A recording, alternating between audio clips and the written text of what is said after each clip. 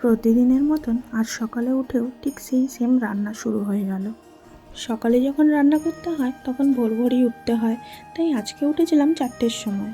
4টের সময় উঠে সবার প্রথমে ভাত বসিয়ে বাড়ির বাকি সব কাজগুলো এক এক করে ফেলি। ভাতটা হয়ে যাওয়ার পরে ভাতটা বেশ ঠান্ডা করতে দিয়ে দিই। ঠান্ডা করার পরে আমি টিফিনে ভরে দিই।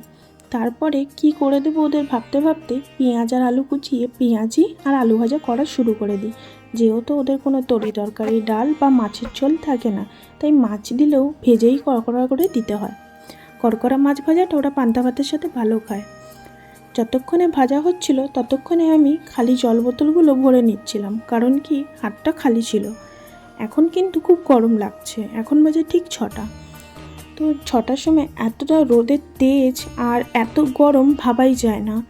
তো ভোরবেলায় যখন উঠেছিলাম তখন বেশ ঠান্ডাই ছিল, আস্তে আস্তে গরমটা বাড়তে শুরু হয়। আর আজকে বেশ হাওয়া দিচ্ছে দেখছি। একে একে সব ভাজা হয়ে যাবার পরে আমি ওদের টিফিনটা গুছিয়ে দিই। আলু ভাজা পেঁয়াজি দিয়ে ভাতে জল ঢেলে ওরা খাওয়ার সময় খেয়ে নেবে, না হলে তো আর খেতে পারবে না। গরমে এটাই শান্তির খাবার। সব কাজ শেষ হওয়ার পরে আমি রান্নাঘরটা ভালো করে ধুয়ে আর মুছে নিই।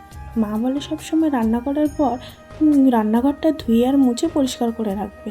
বিয়ের পর থেকে প্রায় মাকেও দেখেছি সবসময় রান্নাঘর পরিষ্কার ধুয়ে মুছে রাখতে, আর আমাকেও ঠিক সেটাই শিখিয়েছে মা।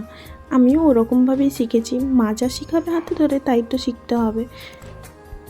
বিয়ের পর থেকে মাকে সবসময় দেখেছি রান্নাঘর পরিষ্কার আর গুছিয়ে রাখতে, আমিও ঠিক সেভাবেই রাখি। রান্নাঘরের কাজ শেষ করে বাইরে চলে এলাম। এটা হচ্ছে আমাদের কলপার, আর কলপারের সাইড থেকেই পিছন দিকে যাওয়ার রাস্তা। পিছনে আমাদের একটা ছোট্ট বাগান আছে, মায়ের সাজানো শখের সুন্দর বাগান।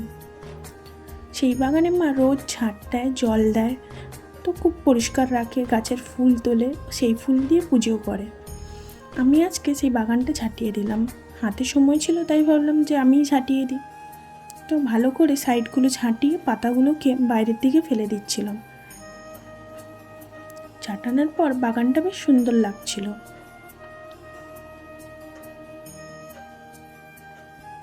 বাগান পরিষ্কার করে তারপরে জামা কাপড়গুলো কাচতে চলে এলাম। তোমাদের দাদার কিছু জামা কাপড় ছিল, কাচা শেষ করে ব্রাশ করে সিধা বাথরুমে চলে গেলাম। স্নান সেরে নেওয়ার পরে কাঁচা জামা কাপড়গুলো মিলতে পিছন দিকে চলে গেলাম। খুব গরম লাগছিল তখন, এত কড়া রোদ উঠে গেছিলো কিছু বলার নেই। ভাবছিলাম স্নান করার পরে আবার ঘেমে যাচ্ছি মনে হয়। তাড়াতাড়ি করে এক এক করে জামা কাপড়গুলো মিলে ভাবছি কতক্ষণে বাড়ি যাব। আজকের ব্লগটা তোমাদের কেমন লাগলো অবশ্যই কমেন্ট করে জানাবে। ভালো লাগলে লাইক শেয়ার সাবস্ক্রাইব অবশ্যই করবে। কমেন্ট করে বলতে কিন্তু ভুলে যাবে না।